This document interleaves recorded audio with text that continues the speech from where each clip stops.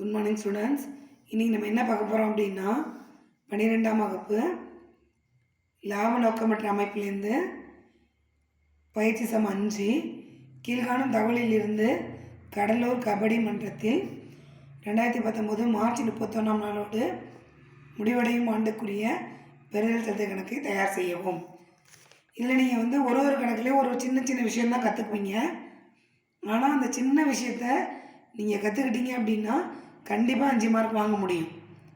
என்ன எல்லா கணக்குமே ஒரே மாதிரி தானே, ஏன் நம்ம இதை பார்க்கணும் அப்படின்னு நினைக்காதீங்க. ஒவ்வொரு கணக்குலேயும் ஒரு சின்ன சின்ன வித்தியாசங்கள் இருக்கும். அதை நீங்கள் கண்டிப்பாக கற்றுக்கணும். ஓகேவா? இப்போ பாருங்கள், ரொக்க இருப்பு இது நம்ம எப்போதும் போல் தொடக்க இருப்பு, அதுக்கு நமக்கு இறுதி இருப்பு இருக்கான்னு பார்க்கணும். இருக்குது. ஸோ நம்ம அதை கண்டுபிடிக்க தேவையில்லை. அடுத்தது வங்கி மேல்வரை பற்று. இது எங்கே மிஸ் போடுறது அப்படின்னா, எப்பயுமே இங்கே வங்கி இருப்பு அப்படின்னு தொடக்க இருப்பு இருக்கும். அப்போ அதுக்கு நமக்கு இங்கே இருக்காது இறுதி இருப்பு. ஸோ அதை கண்டுபிடிப்போம். இப்பயும் ஆனால் வங்கி மேல்வரை பற்று இதுவும் வங்கி இருப்பு தான். ஆனால் இதை பெறுதல்களில் போட முடியுமா மிஸ் அப்படின்னா போடக்கூடாது. ஏன்னா வங்கி இருப்புன்னு கொடுக்கல, வங்கி மேல்வரை பற்று.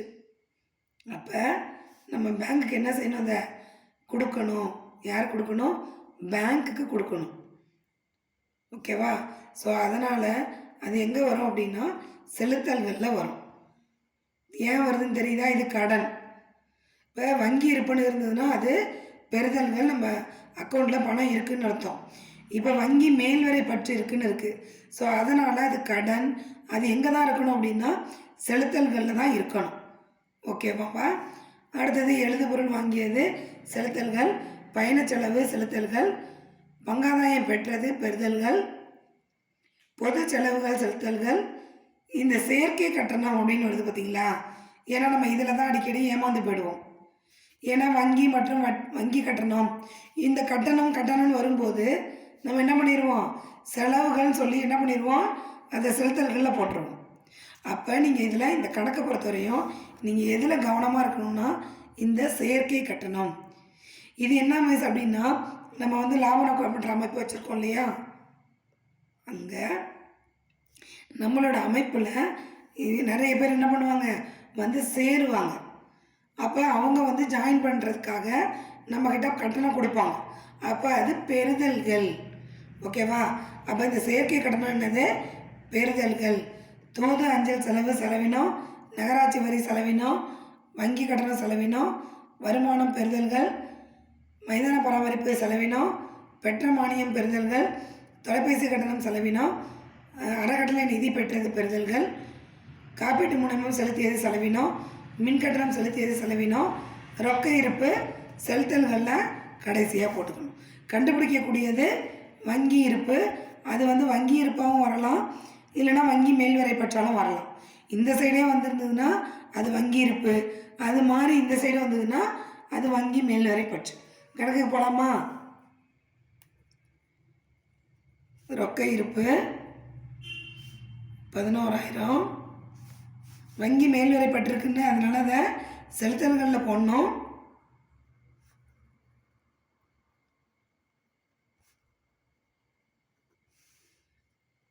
$20,000 எழுதுபொருள் வாங்கியது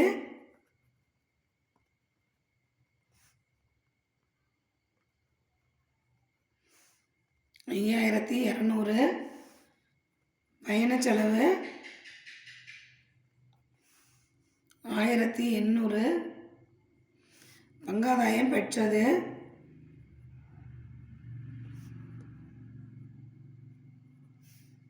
3,000, பொது செலவு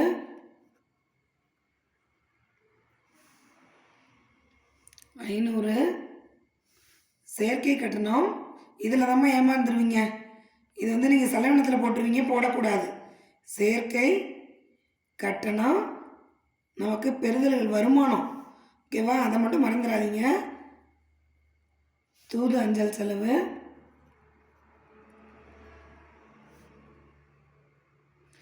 2,000, நகராட்சி வரி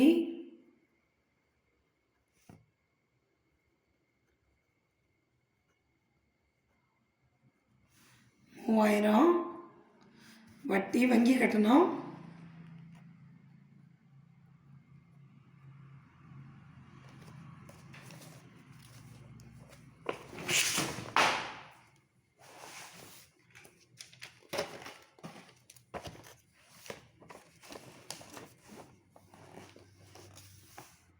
250 இதர வருமானம்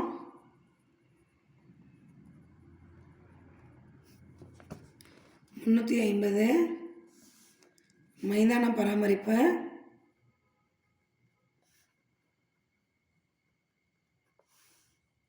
550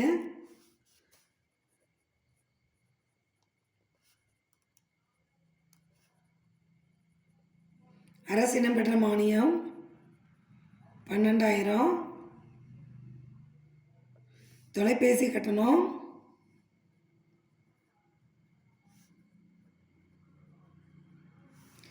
2800 அறக்கட்டளை நிதி பெற்றது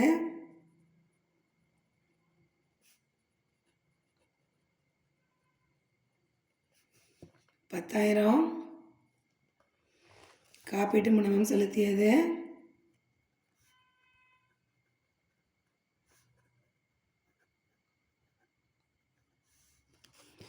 2000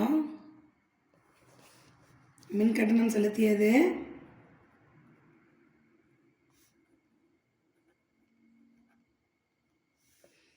5000 ரொக்க இருப்பு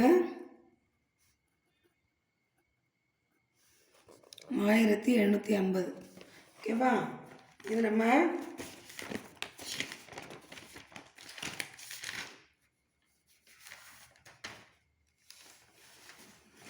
இதில் பார்த்தீங்க அப்படின்னா இந்த சைடு ஃபுல்லாக இங்கே கூட்டி வச்சுருக்கேன். இந்த சைடு எவ்வளோ வருது அப்படின்னா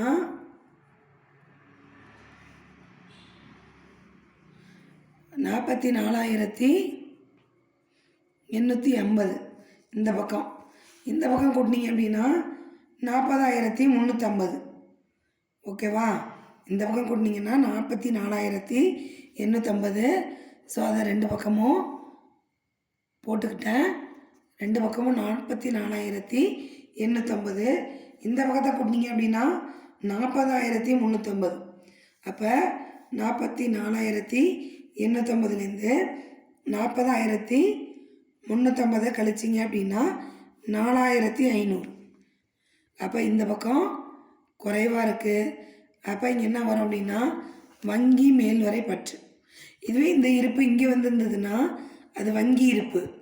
இந்த பக்கம் வர்றதுனால அதுக்கு பேர் வங்கி மேல்வரை பற்று. ஓகேவா?